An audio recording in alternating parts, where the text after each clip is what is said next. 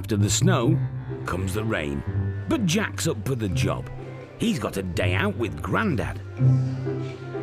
The good news is I've got your pack-up lunch, I've got your corned beef and tomato sandwiches, I've got your twirls. Corned beef and tomato? Yeah. Right. Is that all right? Oh, a little bit of a pepper. go. Where are we going then? Somewhere near Sheffield. We're going for an Alvis and a Riley. Nice early pre-war stuff, late 30s, 31, something like that. These are two vehicles that I really do mean it. If they don't achieve what they should do this auction, we'll definitely keep them till next and get a lot more exposure.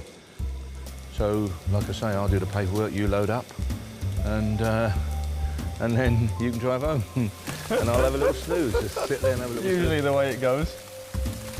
Are you sure you don't want to load them up? I'll do it. I'll make sure I get them on right.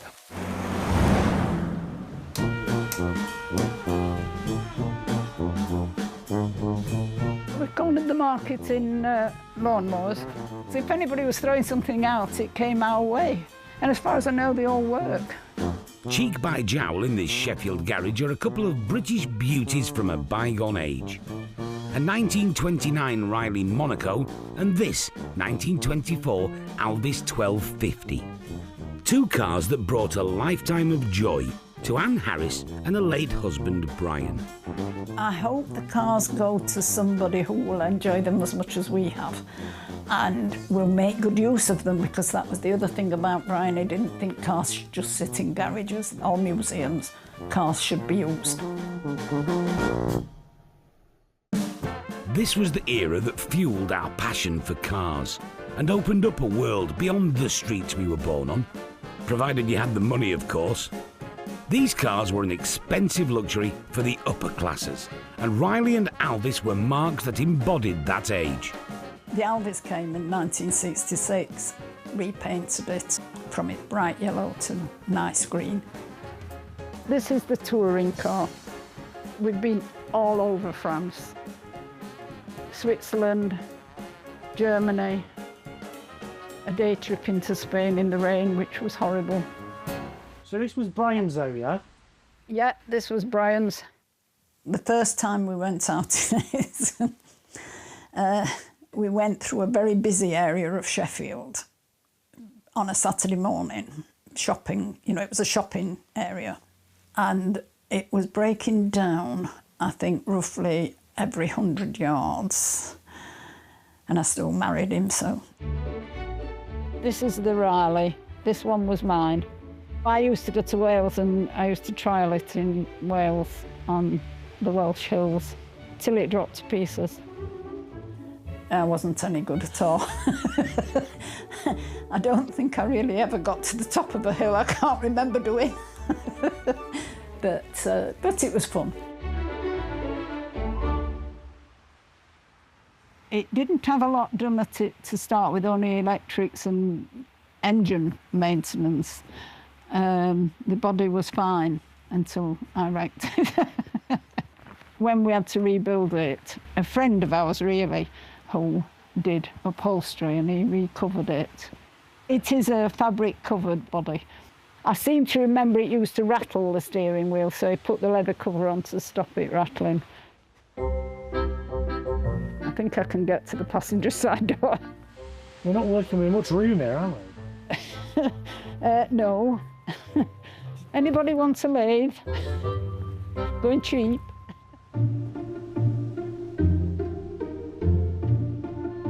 I mean, there's a lot of memories attached to that car. Oh, there are. Yes, the memories are still there.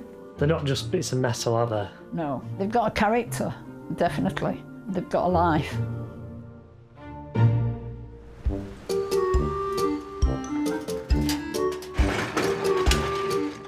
Will it be strange to see it empty, Anne? Yes, I didn't know what I was going to do with it. The son-in-law said you could put a plunge pool in. In Sheffield, Anne Harris is moving on two classy tourers. A 1929 Riley Monaco and a 1924 Alvis 1250. Hello. This is Jack, I'm Derek. Hello, hello. And I've never thought I'd apologise for being early. That's a big car, that, isn't it? Is it a 1250? 1250, Is it? yeah. It's a big car, Yeah, isn't yeah. it? Ah, nice one. Just a job. Right, yeah, well, we've got a tonneau cover, that's good, haven't we? And we've got a Yes, roof on this one. It'll probably be Wayman bodied, would it? Is it Wayman? I think it probably would be. It's Brian bodied because he rebuilt it. Oh, was it? Right, yeah. And they both run? They both run. Good show, just a job. Super. Makes life a bit easier, doesn't it? Yeah. We're going to get some ramps down Do you want to to sort of drink get a when cup of you tea would be come lovely, round? love. Cup of tea? Yeah, milk and 1 sugar. And biscuits, of course. And biscuits, of course. You'll have biscuits, won't you? Oh, I've got biscuits. Absolutely, yeah. Don't be offended if you haven't got chocolate. I'll have any biscuits. I've got chocolate biscuits. That's all right, then. Super job.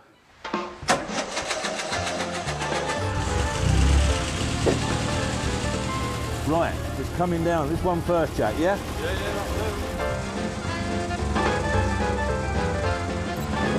Yeah, bang on, mate, bang on. Sounds a sweet old lot, that. Really nice, sweet old thing. Yeah. Very sweet, in actual fact.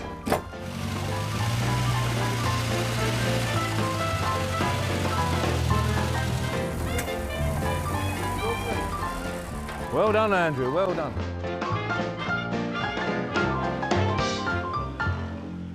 That is the official mascot of Alvis. Hair along, eh? Speed, that's what it's all about, isn't it? Beautiful headlamps with Alvis written in them. Fantastic. That's nice, seeing a nice honeycomb grille as well, isn't it? Bonny and that. And in fact, the grille is actually in good condition, isn't it? It will clean up very, very nice with that. Quality car, these Alvis. Beautiful car. Super, super car. Whoa.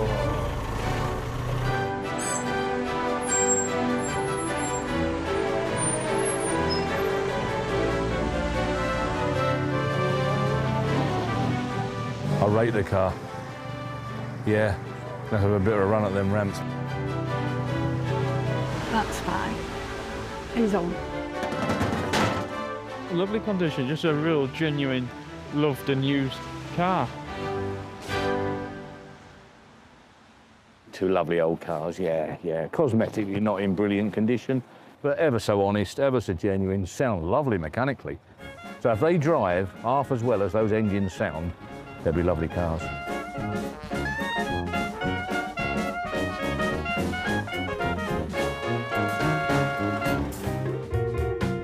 I like cars that carry a bit of life and a bit of history. Ooh, Dave's in luck. The 1929 Riley Monaco has both, in spades. It's not shining like a new pin, but it's all there, and I love that lived-in look. Here we are today, you know, wrapping cars with vinyl to get the looks and things that we want and so on and so forth, and they were doing it in the 30s, it's nothing new. Yeah, she's led a head of a life, the old girl. She's got a bit of bedroom carpet in the back there, or a bit of something. Hall stairs and landing, I think. Let's face it, that was done 60 years ago, wasn't it? You know. And then when they changed the bedroom carpet or the stairway carpet, they kept a bit for the back of the car. But everyone did it, didn't they? Everyone did it then. How long before we start putting lino back in? Yeah.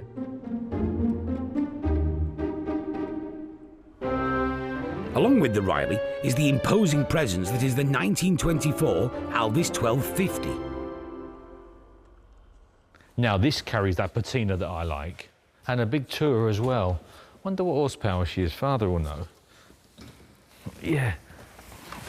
Oh, it's funny, isn't it? Look, you'd never sell that nowadays, would you? Yeah. How'd you get in and out? Well, what you do is you break your ankle on that gear change there. Yeah, all the places you could put it, they put it there. Starter up there on your left-hand foot, so you've got a starter button up there. Ignition, so you've got advance and retired, so obviously you retired it back before you start it. And then you've got your throttle, which is a hand throttle. You can see it moving, that one down there. That's obviously working properly. And that's nice, that's a nice quality. Feel the clicks on there, that's a nice quality control, is that? You just want a big coat, don't you? A big coat and a big hat, yeah. A big coat and a big hat. And some goggles perhaps, and away you go, don't you?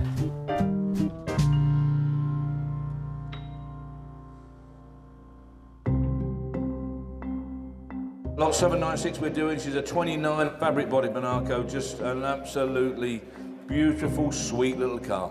Start me on it, where are you going to be with it? Whereabouts in your hands completely? Where, who's got seven? Seven to start, surely. £7,000, no money for a Riley Monaco, someone? Yeah, Derek. £7,000, I've got 7,000. £7,000, I've got on the way, £7,000. We'll submit it then, is that all? £7,000, ridiculous money. £7,000, all done then? What can I do? I've been asked to submit the bid, that's what I'll do. Provisionally only £7,000, we'll look at it later, 7,000. 7,000.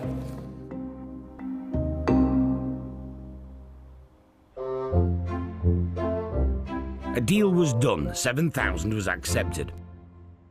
Next up, the Alvis. Now then, the second of the two cars that Jack and I picked up from over there, Sheffield, 838, the 1924 Alvis 1250, lovely. Oh, it is just gorgeous.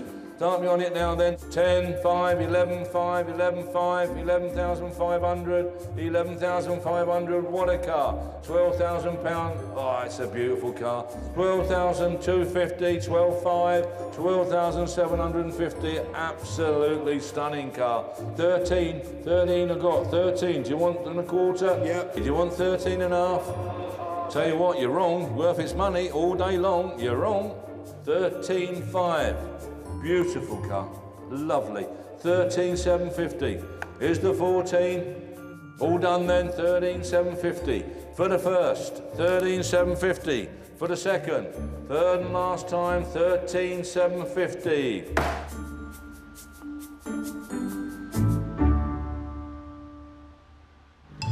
Nearly 4,000 more than the estimate.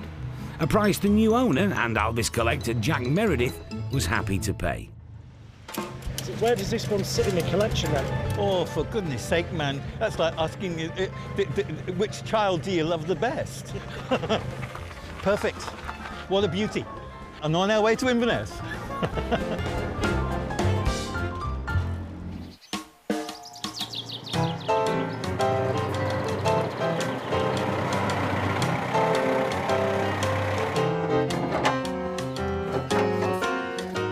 You see that on the car, then you know it's an Alvis.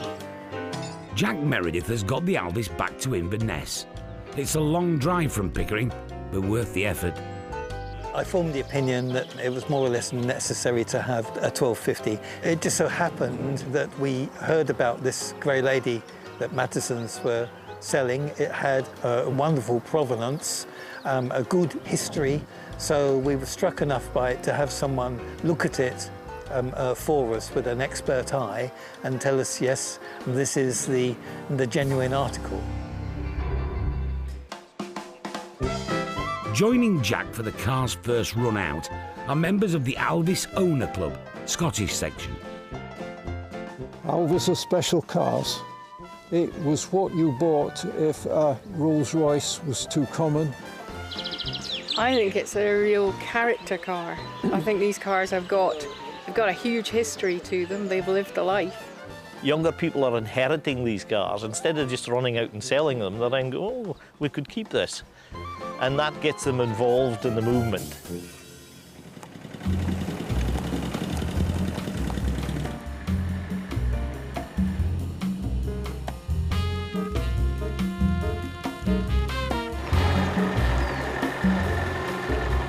The general public love these cars. Wherever you park up, any pub or hotel or whatever, people flock around them. For 1930s cars, they are very usable. Their performance means you can go out and use them and keep up with modern traffic reasonably well. One of the things that you really get the feel for is as you're driving along, you can smell the countryside, you're in it. You can hear the birds singing as you're driving along. When you've got these cars of this ilk, it's important to keep collecting any bits and pieces to hold for future use. You can see upholstery, wings, exhaust, gearboxes, bumpers, bonnets, everything that you could possibly want. Although I absolutely enjoy the notion of restoration, I enjoy even more driving them.